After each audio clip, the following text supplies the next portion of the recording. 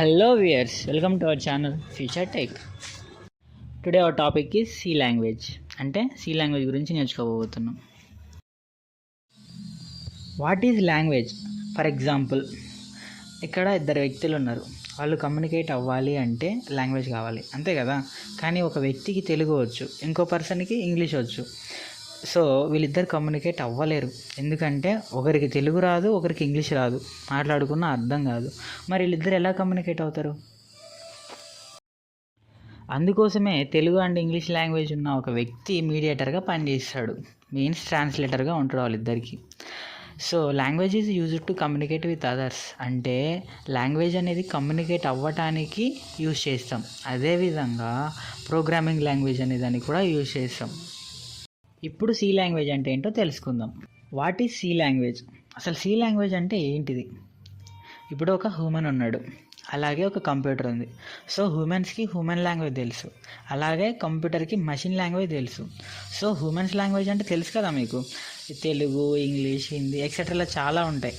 అలాగే machine language అనేది binary language అంటాం. సింపుల్గా చెప్పాలి అంటే మనం మాట్లాడుకునేది high level language, means humans language. అలాగే మషిన్ లాంగ్వేజ్ అనేది లో లెవెల్ లాంగ్వేజ్. మరి వీళ్ళిద్దరు ఎలా కమ్యూనికేట్ అవుతారు అంటే హ్యూమన్స్ కంప్యూటర్స్ ఎలా కమ్యూనికేట్ అవుతారు? For example, high level language. High level language అంటే చెప్పినా కదా మీకు, ఇప్పుడు ఇంగ్లీష్ లాంగ్వేజ్ అనేది 26 లెటర్స్తో డిఫైన్ అయి ఉంటుంది, అంతే కదా. అంటే 26 ఆల్ఫాబెట్స్ని యూజ్ చేసుకొని మనం ఇంగ్లీష్ లాంగ్వేజ్ అనేది మాట్లాడతాం, అంటే A to Z. అలాగే లో లెవెల్ లాంగ్వేజ్ అంటే బైనరీ లెవెల్ లాంగ్వేజ్. ఇది 2 డిజిట్స్ని డిఫైన్ అయి ఉంటుంది, అంటే ఓన్లీ 2 డిజిట్స్తోనే మాట్లాడుతుంది. అవేంటంటే 0s 1స్తోనే మాట్లాడుతుంది. సో హై లెవెల్ లాంగ్వేజ్కి లో లెవెల్ లాంగ్వేజ్ అర్థం కాదు, మనం నేర్చుకోలేము, అది కొంచెం డిఫికల్ట్గా ఉంటుంది కాబట్టి. అలాగే లో లెవెల్ లాంగ్వేజ్కి హై లెవెల్ లాంగ్వేజ్ అస్సలు అర్థం కాదు. సో ఈ రెండు లాంగ్వేజ్లకు మీడియేటర్గా మిడిల్ లెవెల్ లాంగ్వేజ్ అనేది ఉంటుంది. So middle level language is nothing but A programming languages. For example, ఇప్పుడు మిడిల్ లెవెల్ లాంగ్వేజ్ గురించి తెలుసుకుందాం. మిడిల్ లెవెల్ లాంగ్వేజ్ అనేది 3 టైప్స్ ఉంటుంది. First one structure oriented programming language, and second one object oriented programming language, and final one database programming language. First structure oriented programming language అంటే C language, BASIC, COBOL, Pascal language అనేవి ఉంటాయి. వీటివి కొన్ని rules and regulations ఉంటాయి, and ఇది less సెక్యూర్గా ఉంటుంది, అర్థమైందా. And second one object oriented programming language. Object oriented programming language అనేది C++, జావా, పైథాన్ ఇలా ఉంటాయి. ఇది కాంప్లెక్స్ ప్రాబ్లమ్స్ని సాల్వ్ చేసుకుంటుంది, అండ్ ఇది సెక్యూర్గా ఉంటుంది.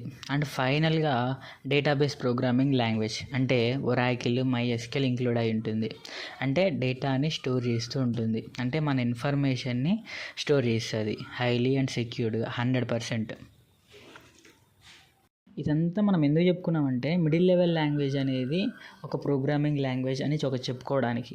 సో ఇది ఎందుకు చెప్పుకున్నామంటే మనం ఫస్ట్ చెప్పుకున్నాం కదా హ్యూమన్ అండ్ కంప్యూటర్ ఎలా కమ్యూనికేట్ అవుతారని. సో అందుకోసమే ప్రోగ్రామర్ అనే ఒక వ్యక్తి మీడియేటర్గా ఉంటాడు. సో ప్రోగ్రామర్కి తెలుసు లాంగ్వేజెస్, ప్రోగ్రామింగ్ లాంగ్వేజెస్ అని C++, జావా, పైథాన్ ఇలాగా. అసలు what is machine language and why we use computers అనే డౌట్ రావచ్చు మీకు. సో మషిన్ లాంగ్వేజ్ అంటే it is also called binary language. Machine లాంగ్వేజ్ని బైనరీ లాంగ్వేజ్ అని కూడా అంటారు. It contains 2 digits only. అంటే చెప్పినా కదా బైనరీ లాంగ్వేజ్ అంటే 2 digits మాత్రంతోనే డిఫైన్ అయి ఉంటుంది అని. 2 digits అనేవి 0s and 1s only.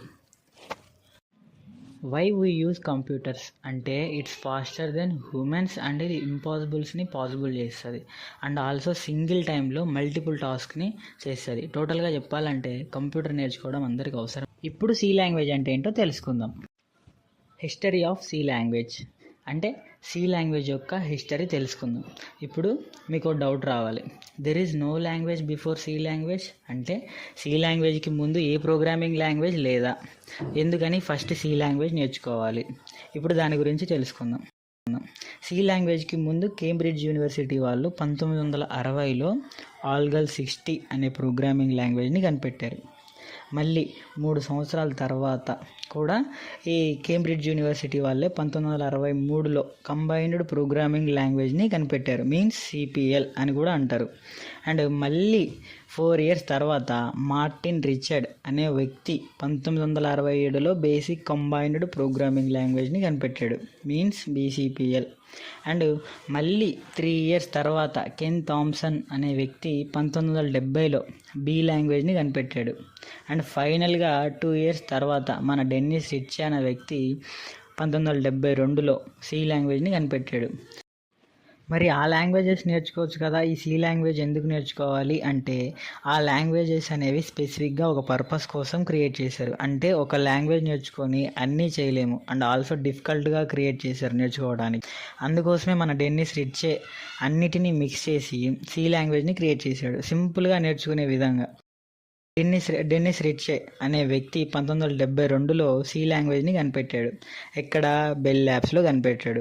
And ఈ వ్యక్తి సి లాంగ్వేజ్ కనిపెట్టిన 16 సంవత్సరాలకి, మీన్స్ అంటే 1988లో నేషనల్ మెడల్ ఆఫ్ టెక్నాలజీ అనే అవార్డుని పొందుకున్నాడు.